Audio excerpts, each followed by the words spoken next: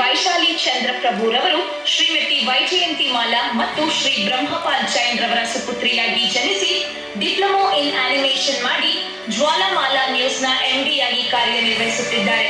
ಜಿನದರ್ಶನ ಧಾರಾವಾಹಿಯ director ಆಗಿ ಹಲವಾರು ಮಾಧ್ಯಮ ಚಟುವಟಿಕೆಗಳಲ್ಲಿ ಭಾಗವಹಿಸುವ ಇವರ ಕ್ರಿಯಾತ್ಮಕ ಚಟುವಟಿಕೆಗಳಿಗೆ ಇವರ ಪತಿಯಾದ ಬಿ ಚಂದ್ರಪ್ರಭುರವರು ಸಂಪೂರ್ಣ ಸಹಕಾರ ನೀಡುತ್ತಿದ್ದಾರೆ.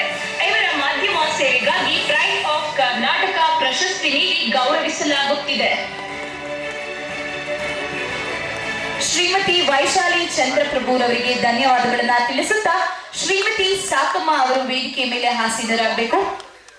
ತದನಂತರ ಶ್ರೀ ಹೇಮಂತ್ ಪಾಟೀಲ್ ರವರು ವೇದಿಕೆ ಮುಂಭಾಗಕ್ಕೆ ಬಂದು ರೆಡಿಯಾಗಿರಿ.